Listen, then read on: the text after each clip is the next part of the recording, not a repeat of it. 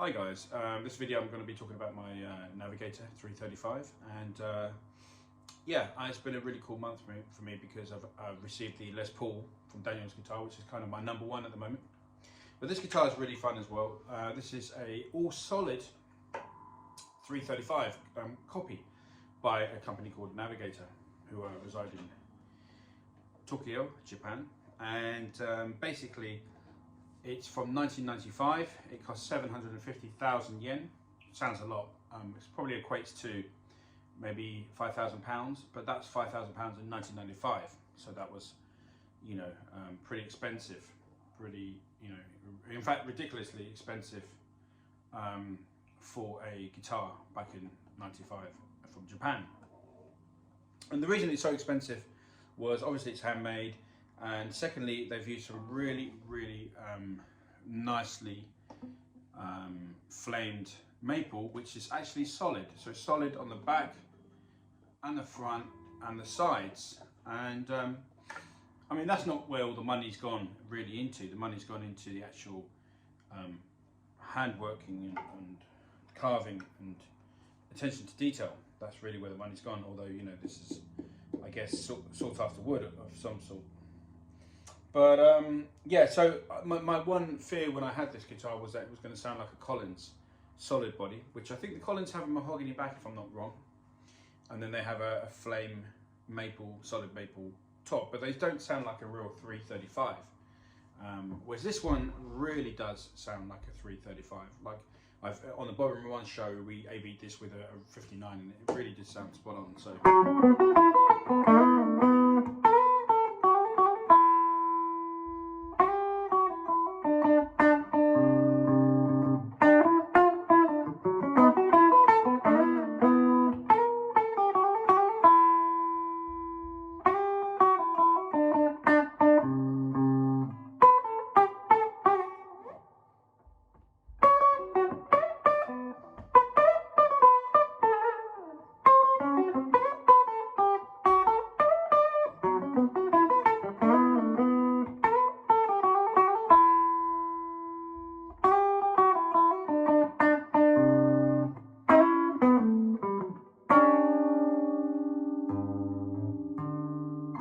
So that is Bright Side of Life. Actually, I just played there by the head of Bright Side of Life by Pat Metheny.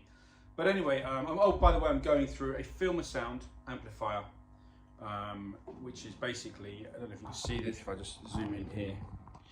It's basically that, which I've turned into a combo. It's like the kind of carry, well, the cabinet. Put a new strap on there, and you can see inside. That's basically it. So yeah, that's the cabinet that I'm going through. Let's put that there. And so this is kind of like my little sort of portable setup, which I can, I can take to a jazz gig in London, or blues gig, or I'm more of a blues guitarist than a jazz guitarist, I hasten to add. Or I can take it to Cuba to do some recording out there. So that's kind of the reason for this like small little cabinet, Filmer Sound cabinet, what I call it. But back to the guitar. So this particular guitar, it's completely original as it was back in '95. It's a little bit beaten up, it's got a piece of wood missing out of that top corner of the headstock, and a few sort of battle scars. But it really gives it some character, and it's really been played. So that's a really good thing. It's it's a good guitar because somebody's, it's 95, so it's quite a few years old. Everything's original, even down to this knob. You can look into the catalogue of the ESP catalogue in '95, and you'll see one of these identical, different colour, but pretty much identical. Seymour Duncan 59s. So these are mid-90s Seymour Duncan 59s, and they've been signed. They're all not signed, but they've got an initial of some winder who was a particular note. It's going to have Goto hardware, which some people like, some people don't, but it's Goto hardware always on this ESP guitars. So this was really a showstopper. This were handmade, and it's having a solid, let's play you the acoustic sound.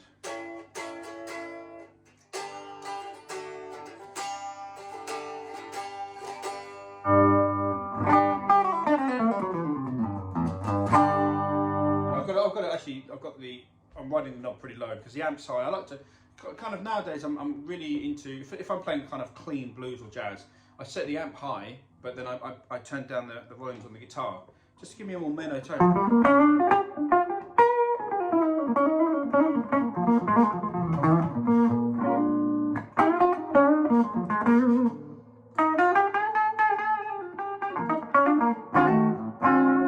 If you're playing something more mellow like jazz, that particularly works.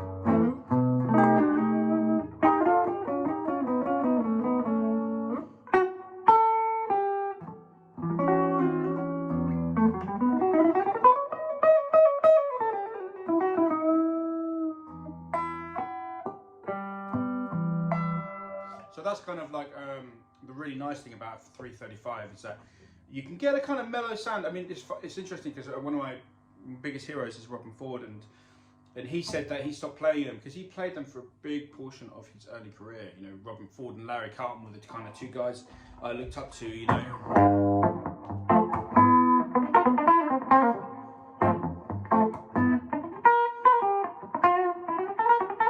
All those sort of really cool sort of fusiony sort of very dexterous way of playing.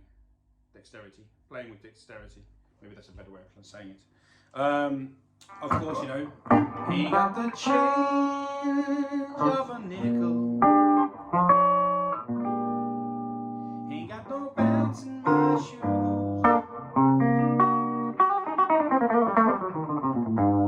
Ain't got a dream that's working.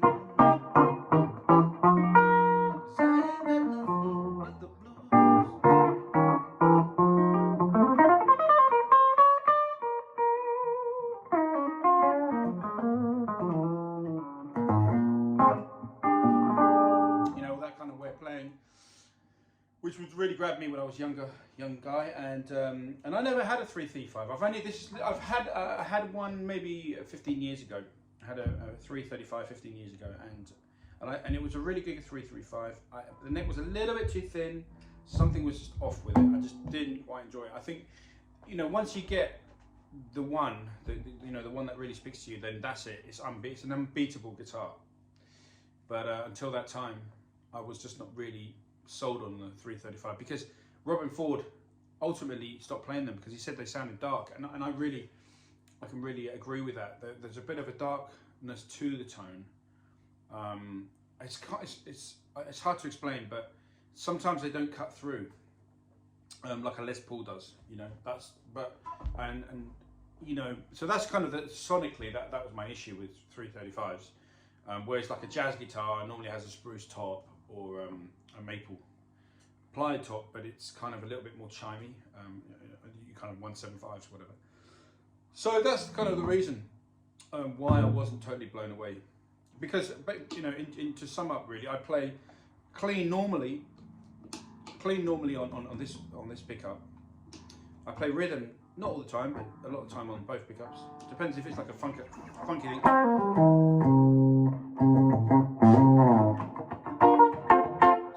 That's kind of like in the middle, like a James Brown.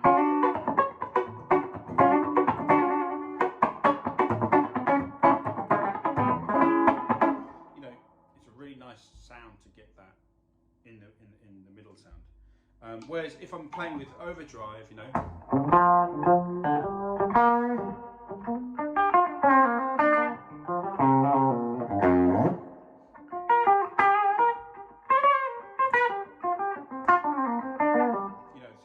generally playing on the back pickup, So that's kind of really where this particular 335 really does resonate with me because it's got the brightness that I kind of like, but it still sounds like a plywood 335, even though it's solid, which is a bit of an enigma, really, guys.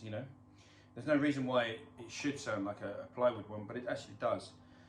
even though it is 100% solid. You know, all these woods, this is solid wood, it's been carved rather than pressed, I imagine. I mean, the pickups, they're not as good as the real PAFs, you know, and I know that because I've played a lot of real PAFs, and these are not bad, but they just don't have that magic of the real PAFs.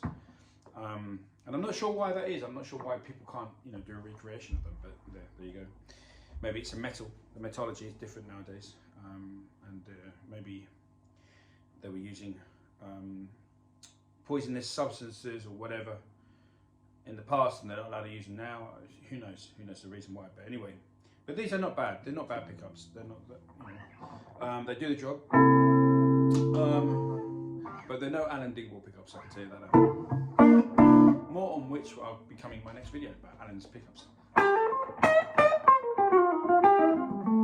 But yeah, it's a great guitar. I really do like it, and I guess, you know, for me, because I'm playing a kind of British blues thing, it's nice to pull this one out every now and again to do.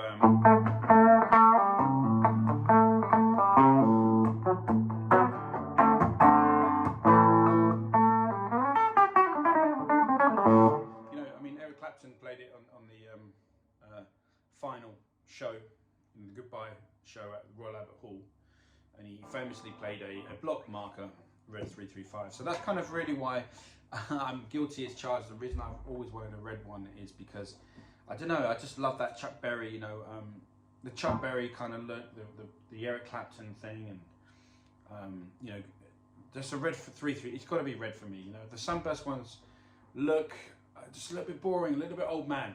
I mean, I am an old man, but you know, that's not going to do me any favors, is it? So the red one's a bit more rock and roll, a bit more, you know, it's that kind of.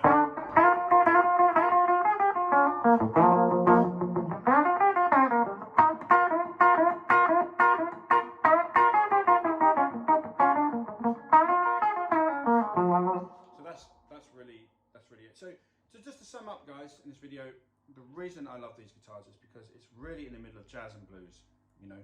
But you can also do finger picking, and songwriting are really good, because obviously, you know, you can turn the volume down, and you've got, you know, it's a semi-acoustic, so it's never going to be like an arch top, but you're going to get a bit of a ring out of it, you know. But even for the blues,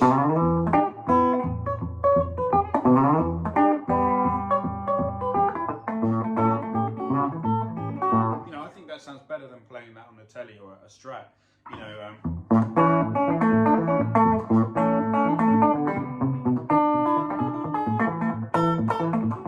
You know, that sort of stuff, and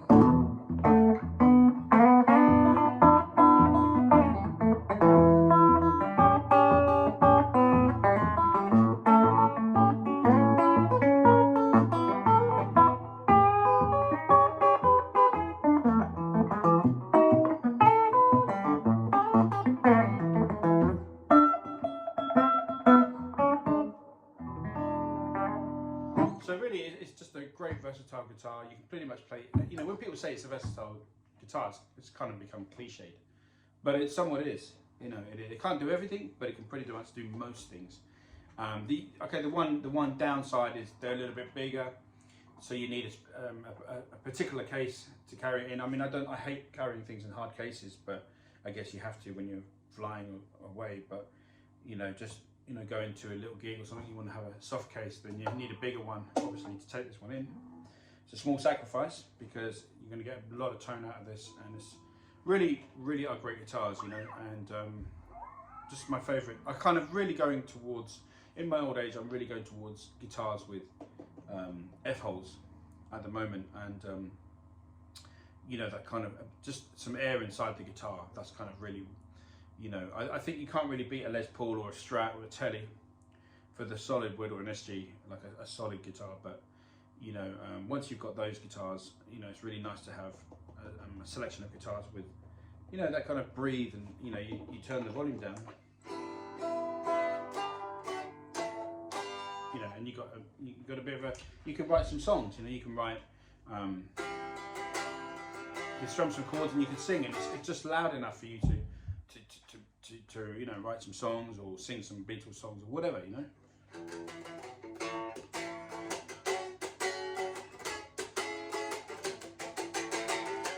Or whatever, you know. So yeah, that's it. That's the 335. Thanks for watching this video, guys. I'll be back soon. Take care.